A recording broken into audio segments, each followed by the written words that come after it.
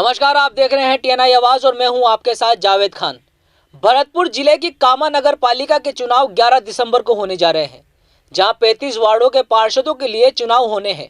वे form भरने का अंतिम दिन 27 नवंबर है, लेकिन आज बुधवार को जब एसडीएम कामा कार्यालय में फॉर्म भरने के लिए आए तो कुछ पार्षद पद के उम्मीदवारों से हमारे चैनल के संवाददाता ने बात की तो खुलासा हुआ कि जो पार्षद चुनाव जीतकर आने की उम्मीद लगाए बैठे हैं, जब वे लोग चेयरमैन पद के प्रत्याशी को मतदान करेंगे तो वोट देने के बदले हर पार्षद को चेयरमैन उम्मीदवार की तरफ से 10 लाख रुपए मिलने की उम्मीद है।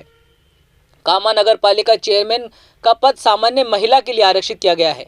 नगर पालिका के 35 वार्डों के पार्षद पदों पर चुनाव होने जा रहा है और पार्षद चुनाव का परिणाम आने के बाद सभी पार्षद उनमें से एक चेयरमैन चुनते हैं, जहां आमतौर पर देखा जाता है कि चेयरमैन बनने के लिए उम्मीदवारों को हर पार्षद को अच्छी खासी रकम इसलिए देनी पड़ती है जिससे पार्षद उसके चेयरमैन बनने के लिए मतदान कर सके। चेयरमैन बनने के लिए पार्षदों को दिए जाने वाली राशि लाखों रुपए तक पहुंचती है। पार्षद का चुनाव लड़ रहे उम्मीदवारों ने कहा कि चेयरमैन चुनने के लिए पार्षद जो वोट देते हैं उसके बदले चेयरमैन उम्मीदवारों की तरफ से प्रत्येक पार्षद को वोट देने के बदले 10 लाख रुपए तक मिल सकते हैं। वे उसके रुपए से हम लोग अपने वार्ड का विकास करेंगे, वे वार्ड के लोगों के हित में उस राशि को खर्च करेंगे। लोकतंत्र के इस पर्व में लोग कहीं ना कहीं हॉर्स ट्रेडिंग के सहारे बन रहे शहरी निकाय की सरकार में भ्रष्टाचार के सहारे आगामी 5 साल पुणे निकलते देख रहे हैं।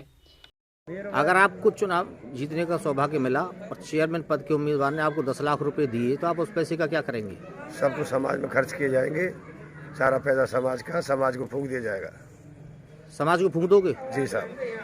आपका शुभ नाम? गोपाल शर्मा। कौन सी वार्ड से लड़ रहे हो? 14 नंबर से। चुनाव जीतने के बाद आपको जो 10 लाख रुपए की राशि चेयरमैन के पद के प्रत्याशी द्वारा दी जाएगी, उस पैसे का आप क्या करेंगी? जनता की सेवा के लिए। जनता की सेवा के लिए? जनता की सेवा के लिए तो आप नगर पालिका में पहले से जीत के जा रही हैं। नहीं, पहली बार। क्या नाम है आपका? रेशमा। कौन सी वार्ड से चुनाव लड़ रहे हैं? 27 वार्ड। निर्दलीय आप किसी पार्टी?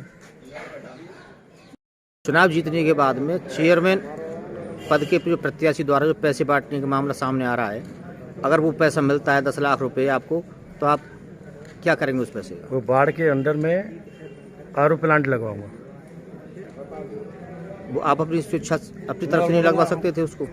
अपनी तरफ इतना पैसा है नहीं जो लगा सके। चुनाव लड़ने के लिए आप कितना पैसा खर्च कर रहे हैं?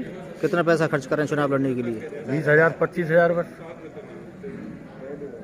आपका शुभ नाम? विष्णु तमोलिया। कौन सी वार्ड से उम्मीदवार हैं? 22 नंबर। किस पार्टी से लड़ रहे हैं? निर्दलीय।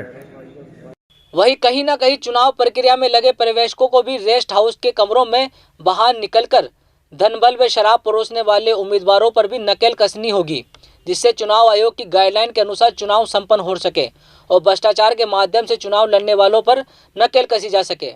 फिलहाल इस मामले में ज्यादा जानकारी देने के लिए हमारे संवाददाता कपिल वशिष्ठ हमसे जुड़ चुके हैं। जी कपिल, बताइए पूरा मामला क्या है?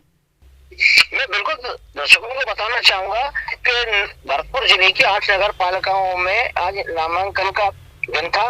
नगर पालिका के पार्षद पद हेतु अभी इस जनता से अपना शहरी निकायों में अपनी सरकार चुनने जा रही है। वहाँ जिले की 8 नगर पालिकाओं में चुनाव हो रहे हैं, लेकिन भरतपुर जिले की जो कामा नगर पालिका थी, आज हम वहाँ पर जाकर देखा और हमने वहाँ के जो उम्मीदवार है जो जनता के विकास के मुद्दों को लेकर के चुनाव मैदान में चुनाव लड़ रहे हैं, उनसे हमने जानकारी चाही कि वो जो जिस तरीके से हॉर्स ट्रेडिंग की बात सामने आई है कि चुनाव जीतने के बाद में जो चेयरमैन के पक्ष में मतदान करेंगे और उनसे जो पैसा मिलने वाला है तो उस पैसे का वो क्या करेंगे। तो किसी भी उम्मीदवार ने ये नहीं कहा कि हम पैसे नहीं लेंगे, सभी ने ये कहा पैसा तो लेंगे लेकिन हम विकास में खर्च करेंगे। जहाँ तक विकास की बात है तो विकास करने के लिए शहरी जो निकाय है वो ही सरकार के द्वारा जो राशि आती है उससे कस्बे का विकास करते हैं।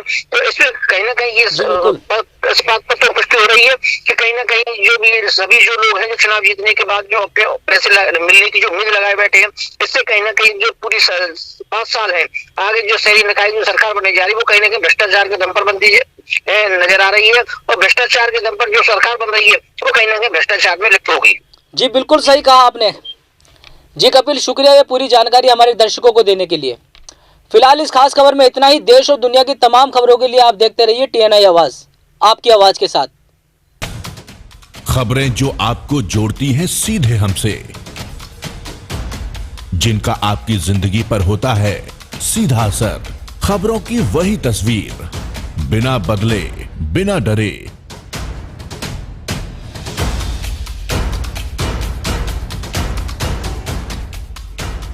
सच का जज्बा लिए सच दिखाते हैं हम, आपकी आवाज के साथ TNI आवाज।